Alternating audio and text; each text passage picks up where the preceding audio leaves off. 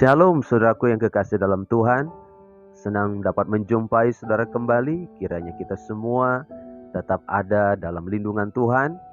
Kita akan belajar kebenaran firman Tuhan kembali. Sebelumnya kita akan berdoa. Bapa yang baik, kami bersyukur hari ini kami ada oleh anugerah Tuhan. Kami akan belajar firman-Mu. Terangi hati kami dengan firman-Mu. Bukakan hati kami Bapa, agar kami bisa menyimpan firman-Mu dan dapat melakukannya di dalam kehidupan kami. Hiburkan kami, kuatkan kami dengan firman-Mu. Di dalam nama Tuhan Yesus kami berdoa, haleluya, amin. Hari ini kita akan belajar di dalam kitab Matius pasal yang kedua, ayat yang pertama sampai ayat yang ke-12. Di situ perikopnya berjudul orang-orang Majus dari timur. Demikian firman Tuhan. Sesudah Yesus dilahirkan di Betlehem di tanah Yudea pada zaman Herodes, datanglah orang-orang Majus dari timur ke Yerusalem dan bertanya-tanya, di manakah dia, raja orang Yahudi yang baru dilahirkan itu?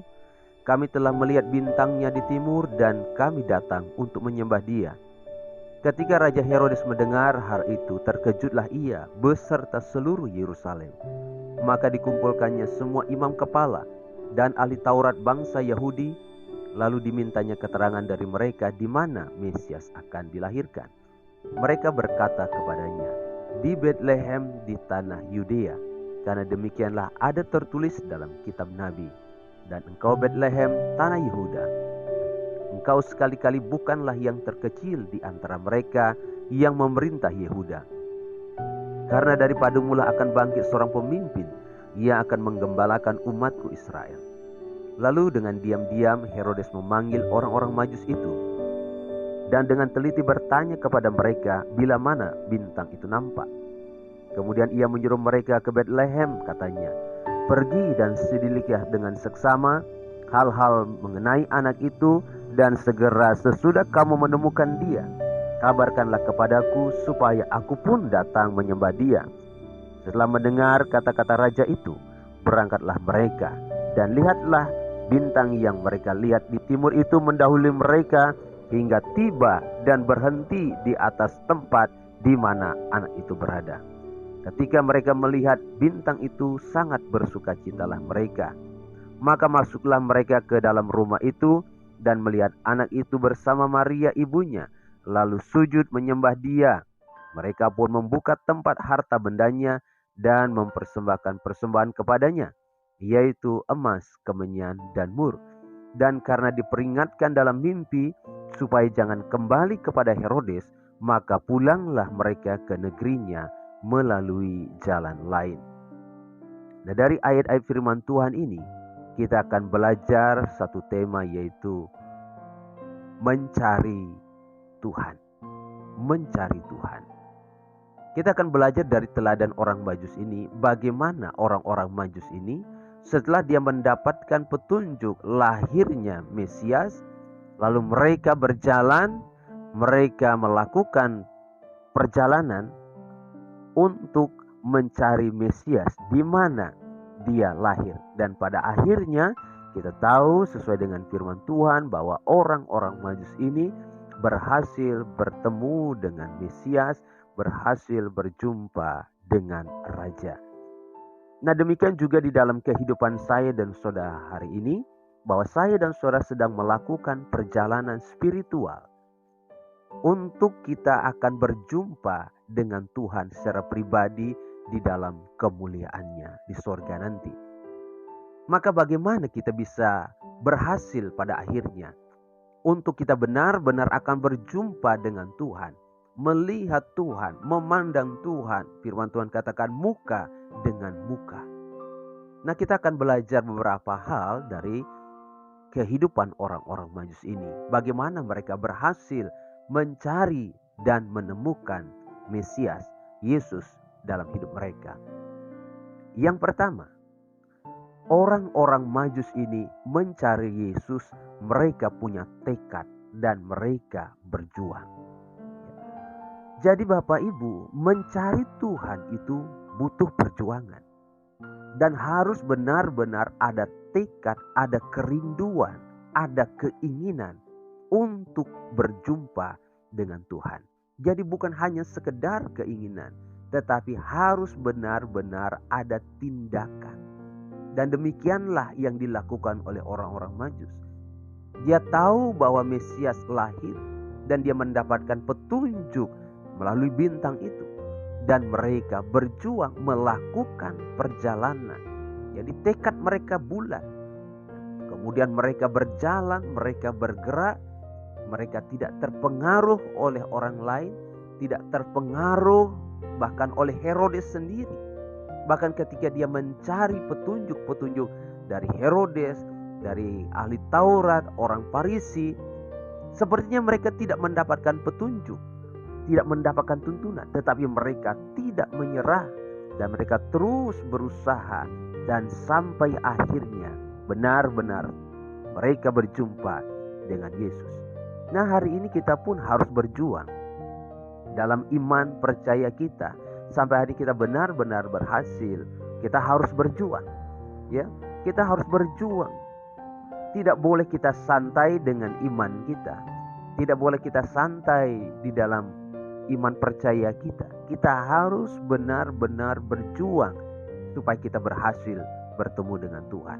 Nah, di dalam perjuangan itu tentu ada banyak tantangan. Tentu ada banyak godaan, tentu ada banyak rintangan yang bisa saja menghalangi perjuangan kita untuk mencari Tuhan, yang bisa menghalangi juga perjalanan spiritual kita untuk bertemu dengan Tuhan. Ya, kadang-kala tantangan yang kita hadapi bisa membuat kita lemah. Godaan-godaan dunia bisa saja membuat kita mengalihkan pandangan perhatian kita, sehingga ada banyak orang yang gugur imannya, ada banyak orang yang akhirnya tinggalkan Tuhan. Kenapa? Karena dia tidak berjuang dengan sungguh-sungguh, tidak punya tekad yang kuat di dalam kehidupannya untuk mencari Tuhan sampai dia menemukan Tuhan dan mendapatkan keselamatan yang sempurna. Dari orang Majus ini kita belajar apa artinya perjuangan, usaha, tekad untuk mencari Tuhan sampai akhirnya benar-benar berjumpa dengan Tuhan secara pribadi. Yang kedua, kita bisa belajar teladan orang Majus ini dalam mencari Tuhan. Mencari Tuhan itu butuh kesatuan. Dalam ayat yang kita baca, orang-orang Majus itu disebutkan mereka. Mereka ini kata jamak. Berarti orang Majus ini tidak sendiri.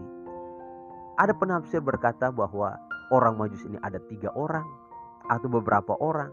Dan orang-orang Majus ini bukan orang-orang biasa, tetapi dia juga adalah raja-raja di daerahnya. Sehingga ketika dia datang, dia membawa pasukan yang banyak sehingga membuat Herodes terkejut, bahkan membuat Yerusalem terkejut karena kedatangan orang Majus ini. Menurut tafsiran banyak orang, dia tidak sendiri tetapi dia juga membawa pasukan, ya, sehingga membuat Herodes terkejut melihat kedatangan orang-orang Majus ini. Nah, orang-orang Majus ini tidak sendiri, tapi mereka berjalan bersama-sama, mereka bersatu bersama-sama. Ketika dia berjumpa dengan Herodes, mereka masuk bersama-sama, ya. Nah, di sini kita bisa belajar bahwa apa artinya persekutuan itu. Di dalam pencarian kita kepada Tuhan, kita tidak bisa sendiri. Ya. Sekalipun memang keselamatan itu adalah tanggung jawab kita sendiri, tetapi dalam perjalanan spiritual ini, kita butuh orang untuk kita bisa saling menopang, saling menguatkan satu dengan yang lainnya. Maka kita sebagai anak Tuhan harus hidup di dalam persekutuan, harus hidup dalam gereja, dalam sebuah komunitas. Dan di dalam komunitas itulah kita bisa saling mengingatkan, kita bisa saling menguatkan, kita bisa saling mendoakan, bahkan kita bisa saling menasehati, kita bisa saling menegur. Nah, orang-orang Majus ini dalam perjalanan mereka, di tengah jalan mereka berjalan bersama-sama. Tentu dalam perjalanan itu tidak mudah, ya, karena perjalanan mereka cukup lama untuk bisa sampai ketemu dengan Tuhan Yesus. Nah, di dalam perjalanan entah apa yang mereka bicarakan, entah apa yang mereka diskusikan, tetapi mereka memiliki spirit yang sama. Dan saya percaya di dalam perjalanan mereka bertukar cerita yang saling menopang, yang saling menguatkan, tanpa melihat perbedaan-perbedaan di antara mereka, tanpa melihat perbedaan-perbedaan apa yang mereka bawa. Sekalipun apa yang mereka bawa berbeda, tetapi itu tidak masalah. Tapi kesatuan hati, tekad bersama-sama itu sangat penting. Jadi saudaraku yang kekasih dalam Tuhan, mencari Tuhan kita butuh kesatuan. Maka kita harus hidup dalam sebuah komunitas yang baik, komunitas yang bisa membangun iman kita, komunitas yang saling mendukung kita untuk kita berjalan dalam perjalanan rohani kita sampai Yerusalem baru. Maka hiduplah dalam persekutuan. Kita tidak bisa mengisolasi diri, menutup diri. Kita harus masuk ke dalam persekutuan. Ya, karena kita adalah domba-dombanya Tuhan. Domba itu tidak bisa sendiri. Kalau domba itu sendiri dan menyendiri, terlalu mudah binatang-binatang buas. Ancaman bisa datang dan menyerang. Tapi kalau kita hidup dalam kawanan, kita hidup dalam persekutuan, ya, kita bisa saling menguatkan. Kita bisa saling menopang. Satu lemah, yang lain menguatkan. Satu jatuh, yang lain menopang, tergeletak. Sehingga kesatuan itu akan membuat kita lebih bergairah dalam mencari Tuhan sampai kita bertemu dengan Tuhan Yesus di Yerusalem baru. Yang ketiga dalam mencari Tuhan, orang-orang Majus ini mendapatkan petunjuk yang benar sehingga mereka datang dengan alasan yang benar. Petunjuknya apa? Mereka mendapatkan suatu petunjuk bintang, memberikan arti bahwa lahir sang raja. Atas petunjuk itu mereka datang mencari Tuhan. Motivasinya apa? Mereka ingin datang menyembah kepada raja dan memberikan persembahan kepada raja. Jadi orang-orang Majus ini mencari Tuhan, mendapatkan petunjuk yang benar, mereka datang dengan alasan yang benar. Nah, seringkali kita mencari Tuhan, ya, mendapatkan petunjuk tertentu, tapi motivasi kita salah. Contohnya, bahwa kita tahu Tuhan itu adalah Tuhan yang ajaib, Tuhan yang hebat, Tuhan yang luar biasa. Tuhan itu penyembuh. Sehingga kita datang dengan alasan untuk mencari kesembuhan. Tetapi setelah kita mendapatkan kesembuhan, apakah kita mau setia kepada Tuhan? Kita datang mendapatkan petunjuk bahwa Tuhan itu sumber segala berkat. Lalu kita datang dengan motivasi itu, dengan alasan itu supaya kita diberkati. Dan setelah kita diberkati, apakah kita mau setia kepada Tuhan? Kita datang mendapatkan petunjuk bahwa Tuhan itu memulihkan segala keadaan. Lalu kita datang karena motivasi kita rindu keadaan kita dipulihkan. Hidup kita dipulihkan. Ekonomi kita dipulihkan. Dan setelah kita dipulihkan, untungnya Tuhan apa? Nah, seringkali kalau kita datang mendapatkan petunjuk yang salah, maka bisa saja motivasi kita akan salah. Motivasi kita akan salah. Ada banyak orang yang sudah diberikan berkat oleh Tuhan, diberikan kesembuhan oleh Tuhan, menerima mujizat daripada Tuhan. Tetapi seringkali mereka melupakan Tuhan. Bahkan cenderung, maaf saya berkata bahwa banyak orang sering memanfaatkan Tuhan demi kesenangannya, memanfaatkan Tuhan demi kepentingannya, memanfaatkan Tuhan demi kenyamanannya. Kalau kita disembuhkan, untungnya Tuhan apa? Kalau kita diberkati, untungnya Tuhan apa? Saudaraku, karena ada banyak orang yang datang kepada Tuhan dengan motivasi-motivasi yang keliru, dengan tuntutan-tuntutan, kepentingan-kepentingan dirinya. Dan kalau itu tidak dijawab oleh Tuhan, tidak dipenuhi oleh Tuhan, akhirnya dia kecewa, dia tinggalkan Tuhan, dia murtad. Akhirnya dia kembali ke dalam kehidupannya yang lama, melakukan dosa. Karena dia sakit hati dengan Tuhan, karena keinginannya, doanya, harapannya tidak dikabulkan. Kenapa? Karena dia mencari Tuhan dengan motivasi yang salah. Nah, saudaraku, jangan sampai akhirnya pencarian kita gagal di tengah jalan. Karena kita kecewa. Karena seakan-akan tuntutan kita, keinginan kita tidak dijawab oleh Tuhan. Kita merasa orang lain lebih diberkati. Bahkan orang tidak kenal Tuhan lebih diberkati. Sehingga kita tergoda, ngapain lagi saya tetap setia kepada Tuhan. Ngapain lagi saya cari Tuhan. Lebih baik saya tinggalkan Tuhan. Hidup sama seperti mereka di luar sana. Lebih enak. lebih mudah mendapatkan sesuatu. Sehingga akhirnya mereka gagal menemukan Tuhan Yesus, gagal menerima keselamatan daripada Tuhan Yesus.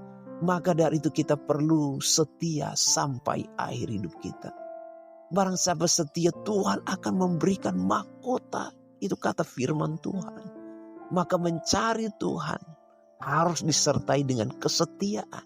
Motivasi kita harus benar dan harus diperbaharui hari lepas hari. Keselamatan itu jauh lebih penting daripada sekadar kesembuhan. Kita datang mencari Tuhan karena kita rindu hidup kita diubahkan, karakter kita diubahkan. Itu lebih penting dari sekedar mujizat dan kesembuhan. Tuhan tidak akan terganggu kalau kita sakit. Tuhan tidak akan terganggu kalau kita ada masalah. Tuhan tidak terganggu kalau kehidupan kita mengalami kesusahan. Tetapi akan sangat mengganggu Tuhan kalau hidup kita belum diselamatkan. Kalau hidup kita belum diubahkan, kalau dosa-dosa kita masih menguasai kehidupan kita, itu akan sangat mengganggu. Maka carilah Tuhan dengan alasan yang benar, dengan motivasi yang benar, maka kita pun akan datang dengan cara-cara yang benar. Lihatlah orang Majus. Dia mencari Tuhan karena dia tahu bahwa Yesus adalah Raja. Ketika dia berjumpa dengan Tuhan, apa yang orang Majus lakukan? Dia sujud menyembah kepada Raja. Karena dia tahu bahwa Yesus adalah Raja. Kemudian dia memberikan persembahan yang terbaik kepada Raja. Emas, kemenyan, dan mur. Nah, ketika kita datang menghadap Tuhan, bagaimana sikap hati kita? Ketika kita datang kepada Tuhan, apa yang kita persembahkan kepada Tuhan? Adakah kita mempersembahkan sesuatu yang terbaik? Bukan masalah harta, bukan masalah finansial. Tetapi kita mempersembahkan hidup kita yang terbaik. Kepada siapa? Kepada Tuhan Raja di atas segala raja. Karena banyak orang datang ke gereja dengan penampilan yang tidak mencerminkan dia menghadap kepada Tuhan. Padahal dia menghadap kepada Raja. Bisa dibayangkan kalau misalnya di gereja ada pejabat yang datang, gubernur yang datang, presiden yang datang. Bagaimana penampilan kita? Nah, kita datang ke gereja menghadap kepada Tuhan Raja di atas segala raja. Seringkali kita datang dengan cara-cara yang asal-asal. Nah, dari orang Majus ini kita bisa belajar bahwa kita harus datang kepada Tuhan dengan informasi yang benar. Tahu siapa Tuhan itu. Sehingga kita datang dengan alasan yang benar, dengan tujuan yang benar, dengan motivasi yang benar. Bahkan kita akan melakukan sesuatu dengan baik. Bahkan memberi pemberian yang terbaik kepada Tuhan. Nah, kiranya kebenaran firman Tuhan ini boleh menjadi berkat bagi kita semuanya, supaya kita lebih bersemangat lagi mencari Tuhan, lebih setia lagi mencari Tuhan, bahkan mencari Tuhan dengan cara-cara yang benar, dengan motivasi yang benar. Tuhan Yesus memberkati. Mari kita berdoa. Bapa, kami bersyukur untuk firman-Mu. Kami bersyukur